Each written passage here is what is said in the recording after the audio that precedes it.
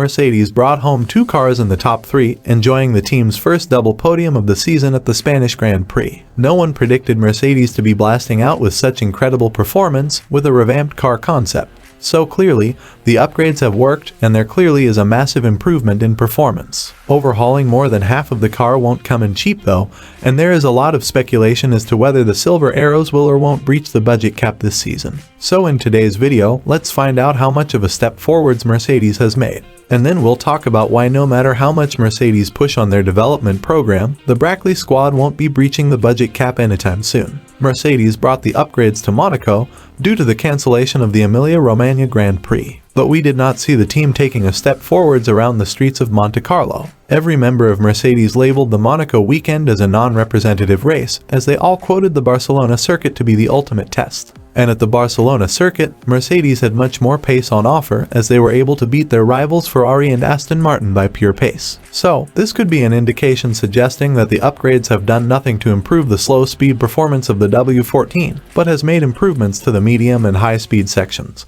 On Sunday's Grand Prix at Spain, the W14 showed a significant improvement in race pace and tire degradation. Feedback from both drivers was very positive. In qualifying, it was entirely a different story. George Russell qualified P12 with slight bouncing problems and communication errors, while his teammate Lewis Hamilton qualified P5 around his usual qualifying position with around a 5/10 gap to pole sitter Max Verstappen. That indicated that the team's one-lap pace has not improved whatsoever, but the race pace was the part in question, and the Silver Arrows have made a significant jump in that area. Mercedes' average gap to the winning Red Bull car this season is till Monaco has been 39.056 seconds. At the Spanish Grand Prix, the lead Mercedes of Lewis Hamilton finished 24.090 seconds behind race winner Max Verstappen. So if you take the difference between 39.056 seconds and 24.090 seconds, divided by 66 racing laps of the Spanish Grand Prix, Mercedes has reduced the average race pace deficit by 0.227 seconds. So that's around 3/10 per lap.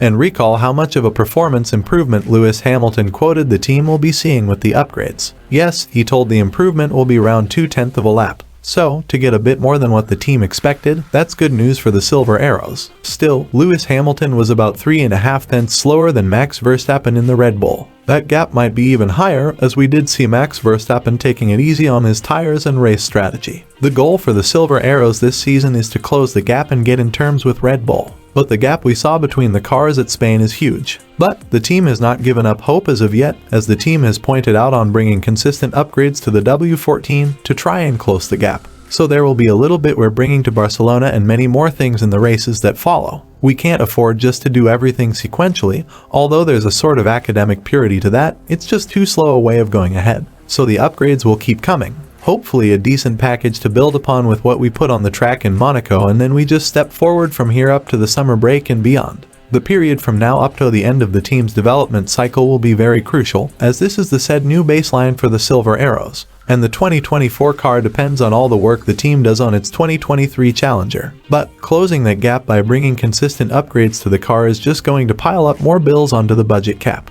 There are many advantages to Mercedes by bringing upgrades, that is the general feeling. Mercedes team principal Toto Wolff talked about this matter, said that the team is chasing performance through these upgrades and also are chasing answers on where the car is lacking performance. I think it's solid. I think we should have been right behind Max Verstappen.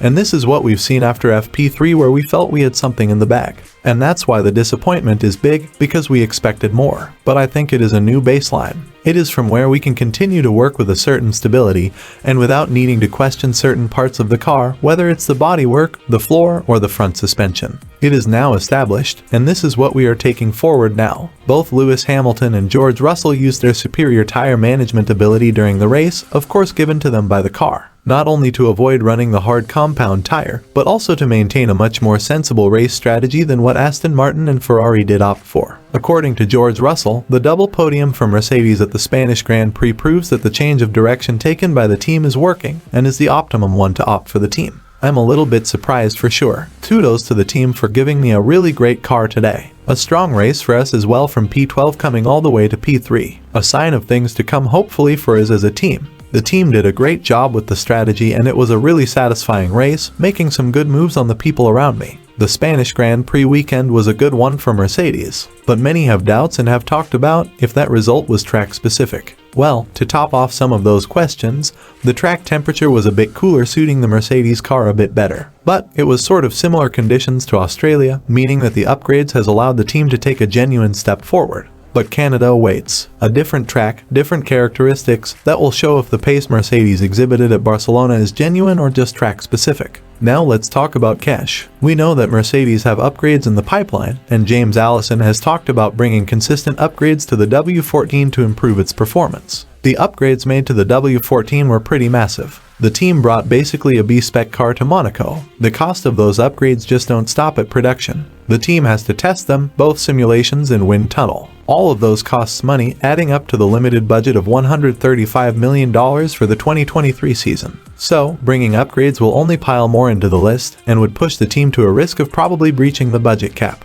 Christian Horner is a man who knows something's about breaching the budget cap, as did his team do the same in the 2022 season, receiving a 10% reduction in wind tunnel time as a result. Now, Horner is using his experience to send a warning to the Mercedes boss, as he feels that Mercedes have already spent a chunk of their budget on the B-spec upgrade. While talking about this, Horner also shared his impressions about the upgrades Mercedes has brought to its car. So obviously they've bought a significant amount of parts, so they've obviously committed a significant part of their budget cap to this upgrade, and it's up to a team how and when it applies it. Well, to be honest, I haven't had an in-depth look at the upgrades. Obviously, visually, they look a bit different. But sometimes the visual things actually have the least performance impact. It's what's usually underneath the skin or the finer detail that has the biggest impact. Teams breaching the cost cap is a big worry for the sport's governing body. The financial reports of all teams for the 2022 season has been submitted, and the findings by the governing body will be out around the summer break. Certain new reports suggest that as much as 6 teams are in question of breaching the cost cap, and Formula One CEO Stefano Domenicali is a bit worried about this issue.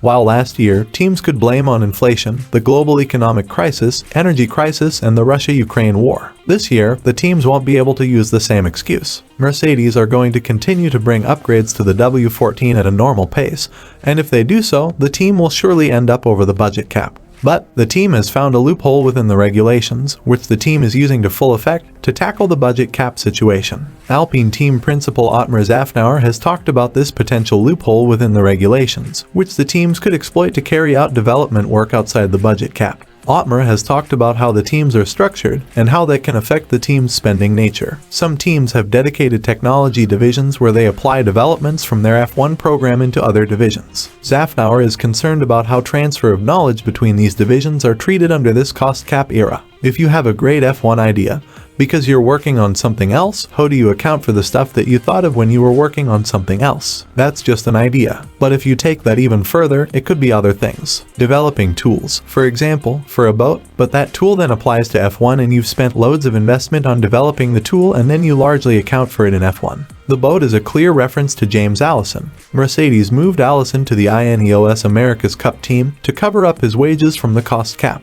Yet, he was still working for the Mercedes F1 team part-time. Another example of this scenario is the Mercedes Project 1 car. That car has been developed with Formula One technology incorporated. So any new findings with that project, the Mercedes team can implement it in its F1 project. So, Mercedes really does not have to worry about breaching the cost cap, as they can most likely outsource most of its labor from different Mercedes-affiliated companies. So, continuing to upgrade the car could very well work for the Silver Arrows, and also that will be definitely in the limits. But by the spirit of the rules, this is not what teams are supposed to do. But with such a loophole existing within the regulations, why shouldn't a team with the capacity to do so take advantage of it? So what do you guys think? Will Mercedes breach the budget cap in the 2023 season? Are Mercedes exploiting this loophole enough to keep its costs under the cap? Share your thoughts with us in the comments section down below. We'd love to discuss it with you. And on your way down, don't forget to subscribe to the channel to get notified of our future uploads to keep yourselves up to date about the 2023 Formula One season.